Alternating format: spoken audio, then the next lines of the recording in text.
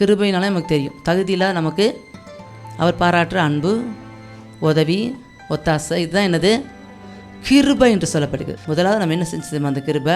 எபேசியர் 2 அதிகாரத்தில் 5வது வசனம், 8வது வசனம், 9வது வசனம் அது செஞ்ச காரியத்தை பார்க்கலாம்.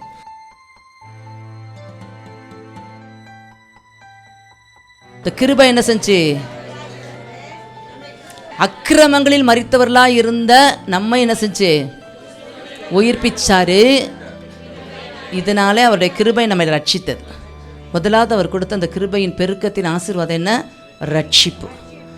அப்போ ஆண்டவர்கிட்ட கேட்கணும், நீ இந்த கிருபையில் பெருக செய்கிறீங்க, என்னை மாத்திரம் ரட்சிப்பதல்ல, என் குடும்பத்திலையும் இந்த கிருபை பெருக பண்ணி என் சுற்றார், பக்கத்து வீட்டுக்காரர், எதிர் வீட்டுக்காரர் எல்லாருக்குமே இந்த ரட்சிப்பு என்ன செய்யணும்?